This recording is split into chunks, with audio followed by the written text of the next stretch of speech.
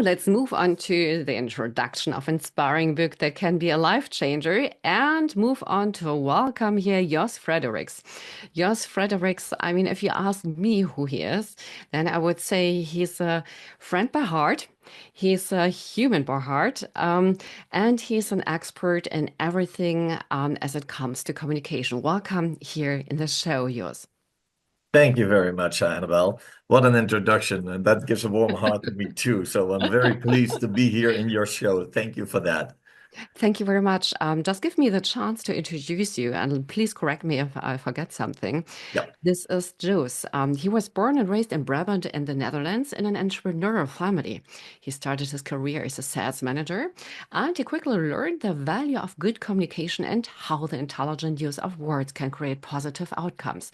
He also discovered that he was a nature coach and was often asked by his colleagues for advice and guidance. This helped him to develop an art of listening and a curiosity of the way people use words so carelessly when they talk. As a result, he studied and gained qualification in psychology and neurolinguistic programming. In 2005, he took this knowledge and experience of working with people in the corporate world and started his own consultancy, Sense, in the Netherlands. You have become a sought-after public speaker, and you've built a reputation for helping both individuals and companies to change outcomes by communicating better. And the ones who want to know more about Sense, it is because it's about people. So it is something where it's about communicating. And Jos said his goal is to ensure that people get the best out of themselves and how you as a company can make optimal use of your potential and the possibilities. Wow. So, we are talking today not just about you, we are talking about your book. And I'm happy because I could read it already. All right. So, not only did that, but I did also my homework, which is for each book which is presenting, is that I'm giving a few tips. Where you have to correct me, of course, afterwards. But Yep. first of all, I would like to ask you a few questions, Hughes. Yes. So, in your book, you discuss the transformative power of language. Was there a specific turning point in your life where you first realized how profoundly words could imprison or liberate? How did that experience shape your approach to writing this book? Yeah, that's an ultimate good question. I never realized by then. Then I have to go back really a long time when I was 19 years old, and I was having a severe asthma till my 19th birthday throughout my year, and then two times I almost died in that when I was 9 and 11 years old. So at a certain moment, I had something into my brain, and then I was 19 years old, that I asked my mom for the car keys. I said, "Mom, can you give me the keys of the car?" She said, "What are you going to do with it?" Mom, I'm not going to watch it. I want to have a ride because I was asthmatic for about 3 weeks and I was fed up with it. I had something into my brain like, I don't want this anymore. I didn't know what to do. At Mhm. that moment, I didn't know that it had such a big impact in my whole life. But anyway, I thought, okay, I want to have a long ride. And that's what I did, Annabelle. I took a long ride and I had a feeling like, okay, let's go to Antwerp. That's a long ride. And in between, I wanted to open my intervals of breathing Yeah. because I was not able to breathe deeply. And now I'm able to do everything I like. So that's really comfortable. But by that moment, I was not able to do that.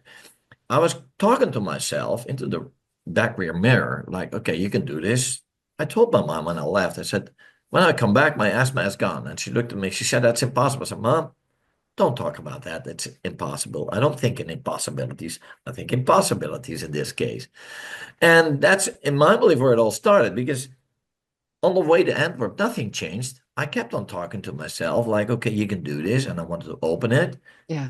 But I kept on coughing, and but I didn't have any frustration. I didn't get irritated, so that was a very good thing. And the only thing I thought at that particular moment was, okay, I'm at Antwerp now. Nothing changed. I have to go further. Well, no Mhm. Google Maps, no stuff to go for in this case for the road map. Next city, Brussels, and in between that area from Antwerp to Brussels, something magical happened. Halfway, I could open the intervals of breathing a little bit. And that gave me such a positive feeling that I had, whoa, this is really cool. So that made it stronger for me. And I Mhm. kept on doing that.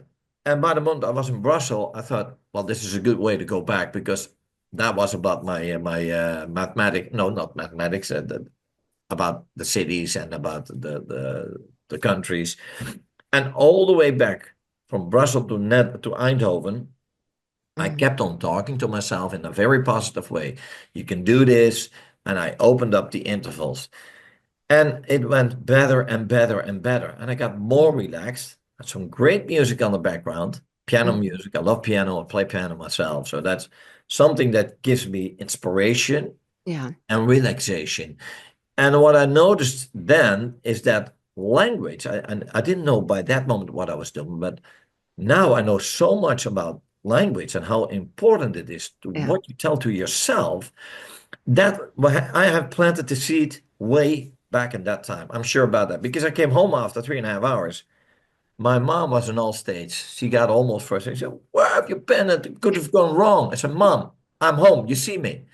She didn't see me. Annabelle, she didn't see me. She was She was so completely, in her circle. yeah, she was in her circle. And then I thought, okay, I have to do something that she sees what is happening. So I went upstairs and downstairs and she looked at me and said, "What?" I said, "Mom, I couldn't do this in the morning, you know."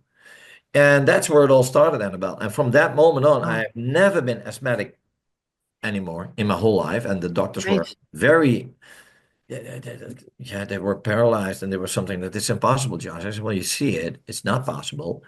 Impossible. It is possible." And they asked me, "Can we guide you throughout the coming years?" I said, "No problem.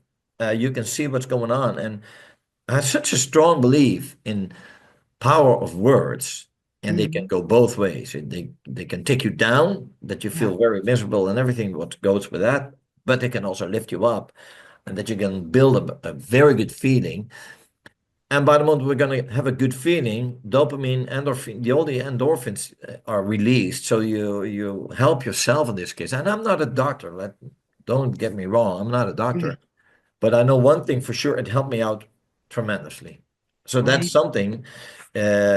Later on, people talked about my back stories and said, "You got to write a book about that, Josh." I said, "Well, who's waiting for my book?" But now I understand much more how much impact it has to people. I Yes. see it on a daily basis, Annabelle. Daily Yes. basis, I meet people and we talk about this. And you can touch people, not just with your stories, but also with your insights. But your stories make a change because the people understand by stories, by this small stories you shared with us, what can communication do? And Yes. you're emphasizing replacing negative self-talk with affirmations. What strategies do you recommend for the people who are listening here to us who struggle to believe positive affirmations due to deep-rooted negative beliefs? Because we are all with this kind of box and path that negative beliefs are in our head, like in the past, where we were living in caves and where we thought, oh, let's see if the mammoth comes around the corner. So Yeah. how can we replace this? Do you have some ideas for us? Oh, yes, I do have some ideas about that. These are also some ideas which I share in my book, of course. But one of the things is the Yeah, self-talk is incredibly important because the things that you tell yourself, your brain, your physiology will follow. And by the moment I tell myself, "Oh, I feel a headache. I feel a headache coming up." I feel, "Oh, yeah, I feel it coming up." Well, I'm sure that your listeners, they can even remember this and recognize this, that when you tell that to yourself, your headache is going to start for sure. But yeah, by the moment you're going to take some time, you say, let's take a deep breath. Let's focus on the beautiful things of life because there are still beautiful things because you are alive. yeah, And you can do that self-talk by starting in the morning. By yeah, the moment people start getting up, waking up in the morning, and you go to your mirror, I assume it's of course an assumption, but I think pretty close that everybody has a mirror back home. By the moment you have a mirror, you yeah. can look in the mirror. Do you look in the mirror, by the way, Annabelle? When you go up in the morning and you look in the mirror, is that something you do? Yes. And I always say at the first, Edward, you can be so thankful for being here. You can be so thankful for having outside the light, the clouds, the sun, or whatever is outside at that moment. Ex- Exactly. And that's what my day starts with. I look in the mirror and say, "Hey, you're here again. You're able to participate in today's life. How cool is that?" Because tomorrow is promised to no one. So every day you see yourself, you have to be thankful. That's my absolute belief. And then the second part is even better because then I'm going to give myself compliments. I'm going to tell myself, my goodness, you're looking good, man. You're looking really good. So that And you positive, really do. I'm sorry? You really do. I really do. Yes. Thank you. So do you. You know that. But the fun part is that by the moment you tell yourself that, I dare your listeners by Yes. looking in the mirror and smile in that mirror. And there's something beautiful about that mirror because it's going to smile back for sure. But I hope you're going to give it your best smile. And that releases again endorphins, serotonins, and the beautiful things that your neurological pathways can build Yeah. up to higher grounds and that you're going to feel good. And that's the start of your day. And you take that with you Yeah. throughout the day. So it's not only for a couple of seconds. No, you take it with you throughout the day. Because ask yourself, who do you like to communicate with? People who are always looking at the negative part of life and say, well, Yeah. my glass is half empty instead of half Hmm. full. And looking Hmm. about opportunities and the things that you're able to shift and you shift Hmm. in your brain. That's something you do by yourself. Nobody can do this for you. You Hmm. have to do it yourself. And that's also the good part because you don't need to blame anybody else. You only have to take good care of yourself. That's a very important thing about the self-talk, and uh, it helps me throughout every day. And Hmm. I am responsible for starting today Yeah. with a good vibe, and that's something I'm always responsible for. I have to take care of myself. You're so right. And your book is really a book full of wisdom, a sentence of wisdom. And I mean, when I read it, I thought if I take a marker, the whole book would be marked. But if there is one sentence from Imprisoned by Words that you hope will resonate with all people listening here, and who will then say, I buy this book, I want to know more about it, what would it be? Well, that's a complicated question, as a matter of fact, because I like a lot of sentences. But one of the things which I like very much, and I have to talk about that, is like use better words, get better outcomes. Because by the moment you start giving yourself better words, you get a better outcome. That's a start. And thinking on purpose without any judgment. Yeah. Don't judge about yourself, but be cool and be friendly to yourself. And if I want to emphasize one more because that's my Hmm. belief, a very good starter for people. I start with curiosity. I'm curious. I'm also curious about your listeners, Hmm. how they listen to this, for example, and they can give you the feedback if they liked it or if they don't like it, whatever. That's Or up if, to them, of or if, course. or if it starts a journey in their head and they start Yeah, changing something in their life. exactly. And what I am also writing in my book, and I like that sentence very much, that is whatever it is that you want to achieve in life, there's only one thing you need, curiosity. Because by the moment you're going to be curious, you're going to open your brain. And when you open your brain, you're not feeling that bad anymore because you're seeing the possibilities and you can feel that because when you're curious, Yeah. think about kids. Everybody who is listening, not everybody, of course, but a lot of people who are listening have kids. Hmm. Why do kids ask you 1,000 questions? How Because they're come? curious and interested in you and in the matter of facts and open-minded. They're Yes, not with their beliefs and this, so they exactly. think they know all about it. They want to know everything. And the fun part is the older people get, the less questions they ask. They don't ask many questions anymore. How come? Because the older people get, they think they know everything Yeah. instead of asking questions. I keep on asking questions every day with all my listeners, with all the people that I meet throughout the day. And when they're here, is it the company? Is it the kid? Is it the adult? Whatever. I'm always curious, how is your day? And what do you like very much about this morning or about the Yeah. last weeks? Yeah. Every time, be curious. Curiosity kills everything. And it's longevity trick because the more you question, the more you stay younger, the more you get inspired, the more you can learn about other things in nature, and it makes you getting the idea that the world is full of chances. Oh, Not absolutely. Yes, yes, yes, absolutely. we don't have that much time left, but just would you like to read maybe three, four sentences. We don't have a page, unfortunately, now left. And I would love to give also my tips and my summary ideas. But I think it's important to get as and listen a little bit to your style of writing. And if you can hold up the book once, that would be great. There it is. Oh, Oh, wait a all minute. closed. Yes, there it is. Yeah, Imprisoned by words. And it has also a very, very interesting cover because it looks like a prison where you are in. But exactly. but there is a small picture where I look through and it shows there is a chance. So if you can share maybe four or five sentences with us. Yes, absolutely, no problem. What I like very much, because when I was introducing this in London in May last year, Yeah. I got a remark from one of the kids who was also there, a youngster. Oh, He said, great. "You know, Josh, I love the chapter about talking to children and teenagers. I will give you a couple of one. Talking to Oh, children and teenagers. How much time do you spend with your kids at home?